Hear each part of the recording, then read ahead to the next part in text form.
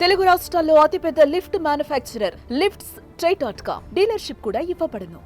ఎవరిని వదిలిపెట్టడం లేదు. సోషల్ మీడియా కార్యకర్త నుంచి బడా లీడర్ల వరకు నోరు జారిన వారిని కటకటాల్లోకి నెట్టేస్తోంది కూటమి సర్కార్. ఒకవైపు జగన్ స్పీడ్ పెంచితే మరోవైపు వైసీపీ నేతలను అరెస్టు చేయడంతో రాజకీయాన్ని రసవత్రంగా మారింది. వరుస అరెస్టులు వైసీపీ పార్టీ నేతల్ని ఉక్కిరిబిక్కిరి చేస్తున్నాయి.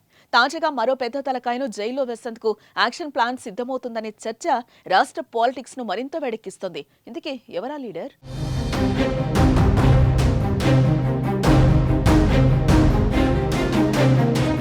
వైసీపీ నేతల అరెస్టుల పర్వం ఆ పార్టీ నేతలను భయపెడుతోంది. బయటకొచ్చి గట్టిగా మాట్లాడితే ఎక్కడ కేసు నమోదు చేస్తారని గుబులు వారిలో కనిపిస్తోంది.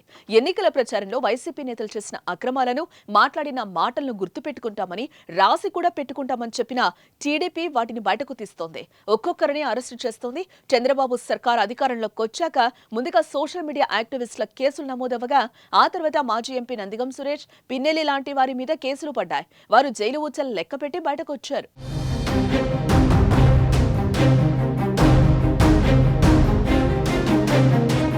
ప్రస్తుతం మాజీ ఎమ్మెల్యే వల్లభనేని వంశీ మీద కేసు నమోదవగా ఆయన కూడా జైల్లోనే ఉన్నారు. వంశీ జైల్లో ఉండగానే ఊహించని విధంగా పోసాని కృష్ణమురళిని పోలీసులు అరెస్టు చేశారు. న్యాయస్థానం రిమాండ్ కూడా విధించింది. నిజానికి చూస్తే వల్లభనేని వంశీ తర్వాత మాజీ మంత్రి కొడాలి నాని అనుకున్నారు. కానీ పోసాని అరెస్టు జరిగింది. వీరితో పాటు పేర్ని నాని కుటుంబంపై కూడా కేసులు నమోదయ్యాయి.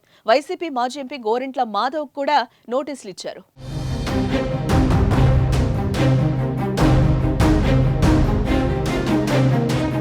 తాజా పరిణామాలు చూస్తే వైసీపీ హయాంలో హద్దులు మీరి ప్రవర్తించిన వారెవ్వరినీ ప్రభుత్వం వదిలేటట్టు కనిపించడం లేదు. దీంతో నెక్స్ట్ అరెస్టు ఎవరు, లిస్టులో ఎవరున్నారు అనే చర్చ అయితే జరుగుతోంది. ఈ నేపథ్యంలో నెక్స్ట్ వైసీపీ పార్టీని కుదిపేసే అరెస్టు ఉంటుందని చర్చ అయితే సాగుతోంది. ఆ పార్టీలో రెడ్డి సామాజిక వర్గానికి చెందిన ఆ బడా లీడర్ అరెస్టుకు ముహూర్తం కూడా రెడీ అయింది అని అంటున్నారు. ఇప్పటికే ఆ నాయకుడిపై జిల్లాలో కేసులు కూడా నమోదయ్యాయి. ఈ అరెస్టుతో ఏపీలో రాజకీయం కూడా పెను సంచలనానికి దారితీస్తుందనే చర్చ జోరుగా సాగుతోంది. మరి అరెస్ట్ ఉంటుందా లేదా అన్నది త్వరలో తేలిపోనుంది.